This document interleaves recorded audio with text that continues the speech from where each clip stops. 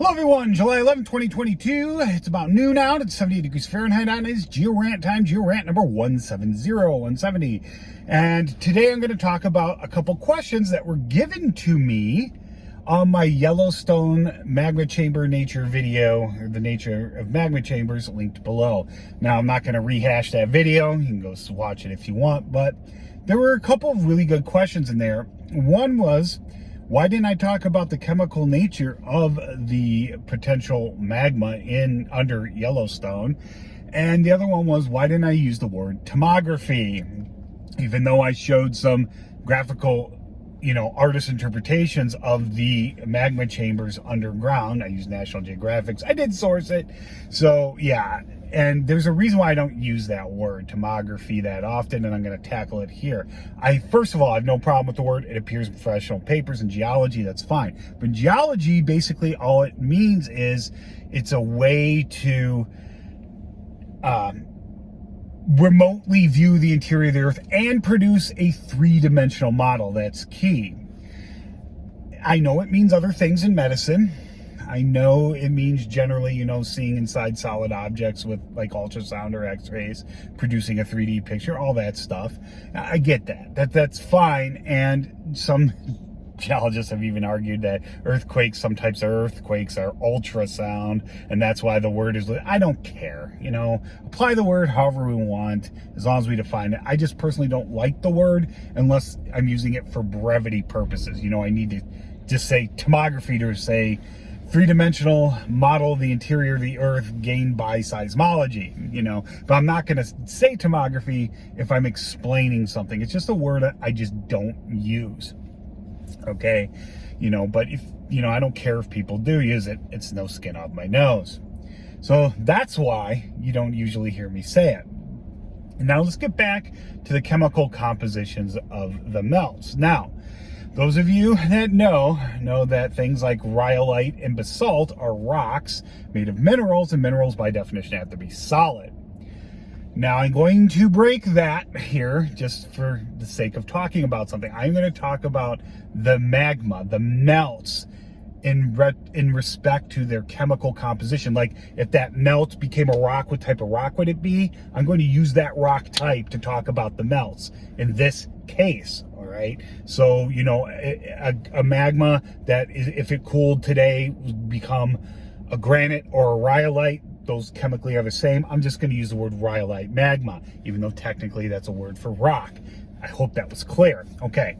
Now, those of you who have watched my video know there's two magma chambers in Yellowstone, neither of which is almost full. And one's barely got any melt in it, and the other one's less than 15%. Now, you have a lower and an upper. And the top one's the upper crust right below the caldera. That is a rhyolite magma. And if you look at all the rocks that have been volcanic rocks on the surface of Yellowstone, they are granitoid in composition. They're rhyolites or some intermediates. I think there's some there, but they're not mafic. Mafic basalts, gabbro, stuff like that. By the way, basalt is the aphanitic form of a gabbro, which is a phaneritic form, So those two are just, fine versus coarse crystalline, just like with rhyolite and granite. So that top one is a rhyolite magma, if you will. So the thing with those it makes sense that would be higher up in the crust, especially something that's old, because those rhyolite magmas and felsic magmas, tend to melt at much lower temperatures than these basaltic mafic melts, like basalt, and the second chamber is it's basaltic magma, if you will. It's a mafic magma that doesn't reach the surface. And however deep that goes or whatever, we don't know how that deep that goes, if it goes all the way to the core or not. But once that magma chamber becomes inactive, Yellowstone's done. You're not going to see any more eruptions. And eventually the rhyolitic magma chamber, if there's any melt in it, will just crystallize as a granite, and that will be the end of it. And you got to remember too, Yellowstone, as far as the super volcanoes go, is a very old one. I mentioned in the video, 20 million years is old for these, and the traditionally accepted age of Yellowstone, or not, it's moved with the tectonic plates, but of the caldera, the magma chambers, is about 18 to 20 million years, but there's evidence now that maybe as much as 50 million, and it's old. And I've already said this before, we aren't going to have another super eruption. This is not going to happen. And I don't just mean in our lifetime, your great-great-great-great-great-great-great-great-great-great-great-grandparents' lifetime. I mean ever. Is it going to erupt again? Yes, it will erupt again, but probably in small spurts and stuff like that. It's dying from what I think. And even if I'm wrong on that, it's not going to blow up. Yellowstone is not overdue for anything. That's not how these complex systems work. We like to think that way, and some things in science are cyclical like that, like 365.25 day, orbit of the Earth around the sun. That's clockwork. But these complex interacting systems like the Earth are not that simple. So I just wanted to say that. So you have this rhyolitic melt up top and this basaltic melt below, and that's the heat source. That's the hot, because remember, it takes a lot more to melt that, and both these chambers right now are potential rocks to melt. Remember, I said in the last video, they don't exist as big huge caves underground with bubbling magma filling them up over time. It's not how they work. The existing potential rock to melt is already in stew, and it melts over time. But that basaltic magma is the general heat source for that rhyolitic magma. And as long as that basaltic magma keeps pushing up heat and hydrothermal activity is involved, remember, water in a system underground will lower the melting temperature of rock even more. And we know there's deep water under there because of these geysers like Old Faithful and stuff like that.